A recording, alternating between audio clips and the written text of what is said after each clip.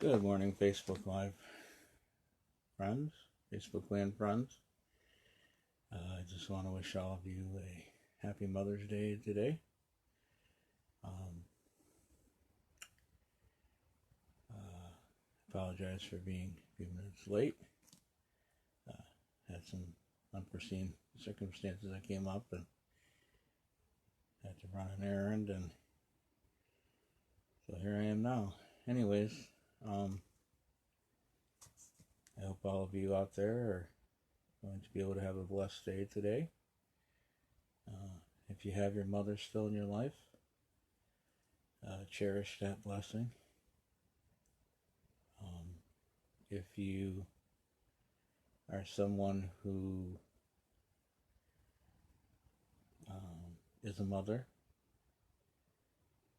cherish your children and the fact that you have been given that role, because it definitely is a blessing from the Lord. And for those of you who have lost children, whether it's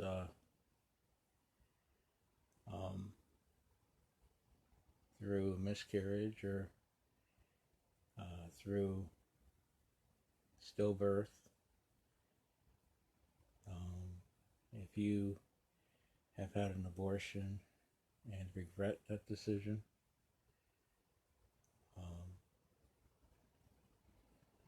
my heart goes out to you, and I truly believe that your children are in heaven and are at peace with the Lord.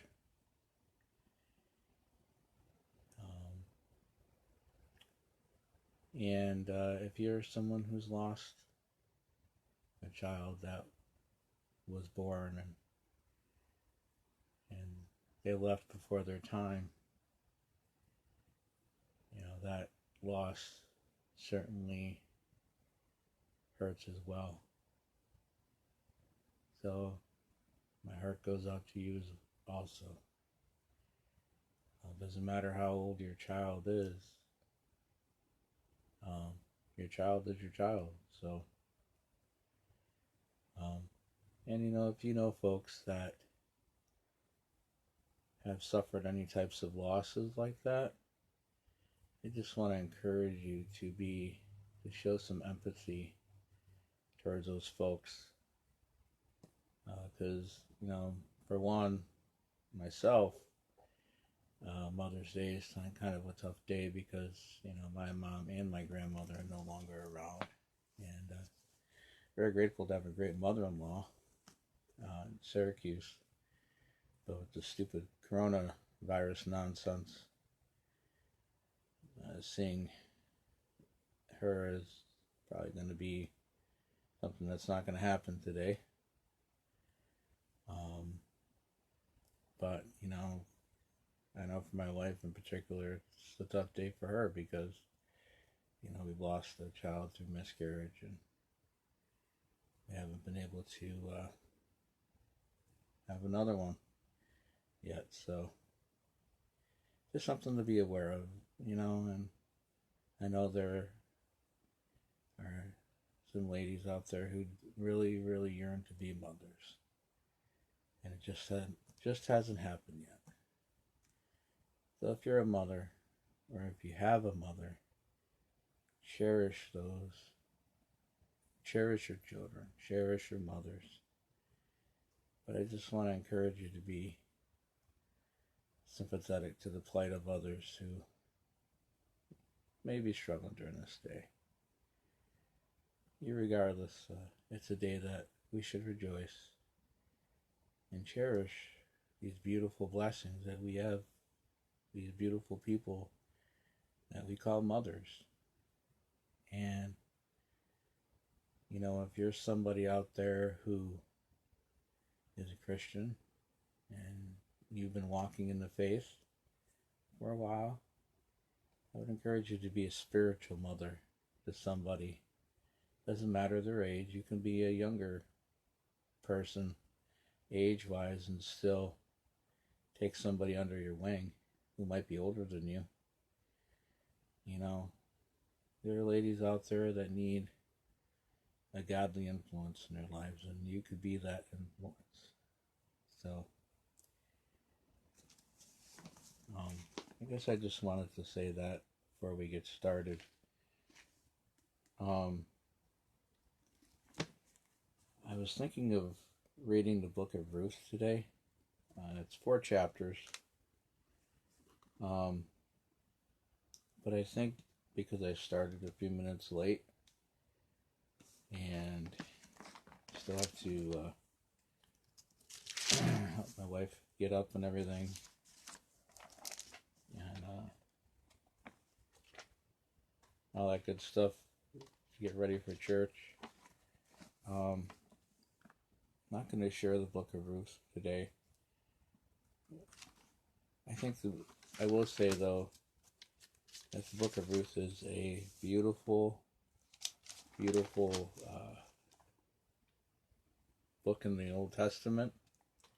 It's 4 chapters, but it's a story really of what it's a story of is story of a daughter-in-law and a mother-in-law. Because the story opens up with Ruth and Naomi needing to leave their land, which has been ravaged by drought, and Naomi also has another daughter-in-law, and the husbands have died, and they're in a pretty dire situation. So, Naomi encourages Ruth to go back to where she came from. Naomi is originally from Bethlehem, and Naomi encourages Ruth to go back to the pagan land that she came from. And while the one daughter-in-law leaves, Ruth cleaves to Naomi and says, I'm not going to leave you. I want to go back where you're from, and your God will be my God. And it's really a beautiful story of how God can turn the most dire situations around, and how God can restore somebody. And it's just a beautiful story. Ruth ends up with the encouragement of her mother-in-law Naomi going and gleaning in some fields during the wheat harvest, and she ends up coming across this guy named Boaz, who's an older man, who's a wealthy landowner. And I think by divine providence, God ends up connecting those two together. And at one point there's a custom in that region of the world. I don't know if it still exists, but at the time there was somebody called a kinsman redeemer. And basically what it is if there's been a law, if a husband or something like that has passed away, somebody on the other side of the family, the husband's side of the family, can basically redeem the wife, redeem the wife, and basically buy the husband's property and end up marrying the wife. And so Boaz says that there's someone before him that could do that. And basically they meet at the gates of the city where like deals are made, and pretty important place for people to meet. And big decisions were made at the gates of the city. And so basically what happens is Boaz goes and talks to this guy who's unnamed, and he tells him about Ruth's situation. And the guy says, well, I can't do that because it's going to affect my inheritance. So basically the custom was is that if a person couldn't redeem the wife or the widow, that they would take off their sandal and give it to the one that could. And so the unnamed man does that, and as part of the deal, Boaz says, well, because you've given me your sandal, I am now the kinsman redeemer. I will buy up all of the property that's there that was owned by Ruth's husband, and I will also take Ruth as my wife. And there's a really beautiful part of the story, and when Boaz acknowledges that, basically Ruth could have gone for a younger man and things like that, but Ruth has shown him love despite his age.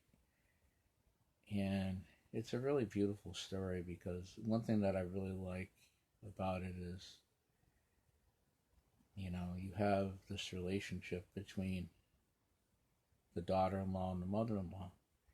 And let's face it, those are not always the greatest relationships. But because Naomi was such a godly woman, Ruth, who was not a Jew, gravitated to her and didn't want to leave her. And they helped each other out. Ruth gave Naomi a sense of purpose, because at one point Naomi changes her name to Mara, which means bitter, because life has caused her to be bitter. And Ruth gives Naomi a purpose, and Naomi helps Ruth find another husband, and which is significant because Boaz ends up being a pretty integral part in the family tree of Jesus, because I believe Boaz ends up being the grandfather or great-grandfather of David's father, and King David's father.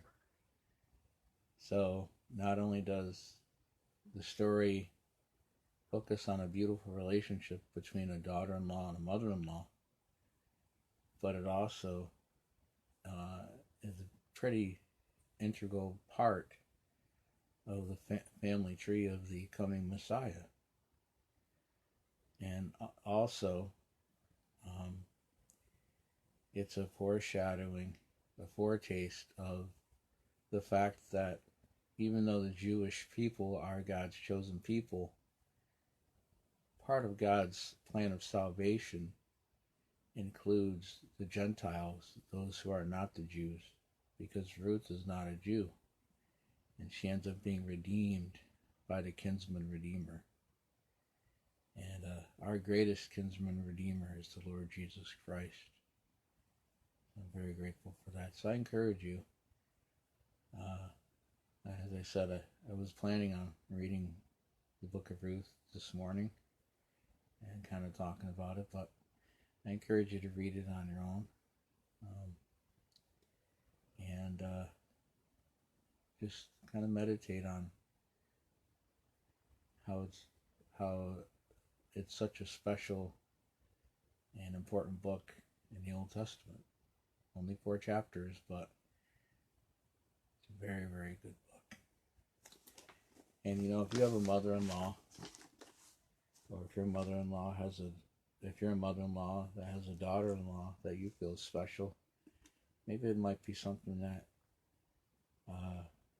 you might want to share with them. Read through it together.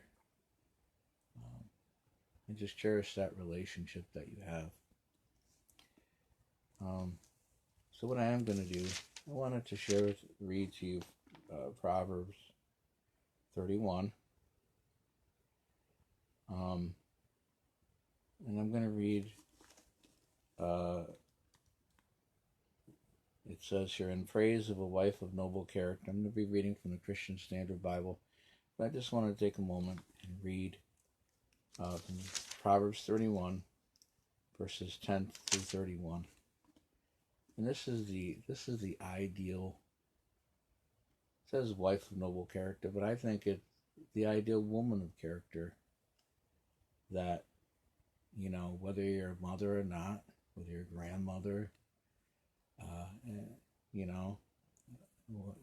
you're a woman, this is the type of woman that you really want to be like. This is God's, I guess you could say, prototype for what a godly woman is. And I think it's a beautiful chapter, beautiful set of verses. And I would also encourage you to take a look at it as well and ask God to help you to strive to be that type of a woman if you aren't already. So it says here, who can find a wife of noble character? She is far more precious than jewels. The heart of her husband trusts in her, and he will not lack anything good. She rewards him with good, not evil, all the days of her life. She selects wool and flax and works with willing hands. She is like the merchant ships bringing her food from far away. She rises while it is still night and provides food for her household and portions for her female servants. She evaluates a field and buys it, and she plants a vineyard with her earnings. She draws on her strength and reveals that her arms are strong. She sees that her profits are good, and her lamp never goes out at night. She extends her hands to the spinning staff, and her hands hold the spindle. Her hands reach out to the poor, and she extends her hands to the needy. She is not afraid for her household when it snows, for all in her household are doubly clothed. She makes her own bed coverings. Her clothing is fine linen and purple. Her husband is known at the city gates, where he sits among the elders of the land. She makes and sells linen garments and delivers belts to the merchants. Strength and honor are her clothing, and she can laugh at the time to come. Her mouth speaks wisdom, and loving instruction is on her tongue. She watches over the activities of her household and is never idle. Her children rise up and call her blessed. Her husband also praises her. Many women have done noble deeds, but you surpass them all. Charm is deceptive. I think this is very, very important, these last few verses. Starting at verse 30. Charm is deceptive and beauty is fleeting, but a woman who fears the Lord will be praised. That's like the most important verse in the whole thing. Charm is deceptive and beauty is fleeting, but a woman who fears the Lord will be praised. You're going to find, if you're a husband that doesn't have a wife, that's the type of woman you want right there. Because I'm telling you, beauty fades as time goes on, and circumstances may wear that charm away. But if a woman fears the Lord, man, watch out, you got to catch. Give her the reward of her labor, and let her works praise her at the city gates. So, like I said, whether you're a mother or not, Proverbs 31 woman is what you ought to strive to be. This type of woman she works with her hands. She has skills and abilities. She uses them. She's a hard worker. She provides for her family, and she gives to those who need help. She's someone who has wisdom, and not just for her family, but others. And ultimately, what matters most is that she fears the Lord. And because of all those things, she adds to the respect of her husband that he already has. So, anyways, I just wanted to share that with you. And shared a little tidbit about Ruth.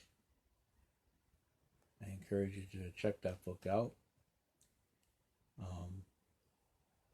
if your church hasn't opened back up yet, or you're interested in attending church today, we're still doing the drive-in service at Ritual Baptist Chapel, despite the wacky weather we've been having.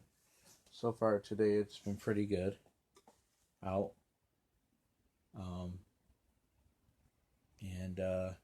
But if you can't make it, we'll be doing the Facebook Live online. Hopefully we won't have any technical difficulties. Seems like, we feel like we have all those, the T's crossed and the I's dotted. Some wacky technical stuff comes up here and there. So,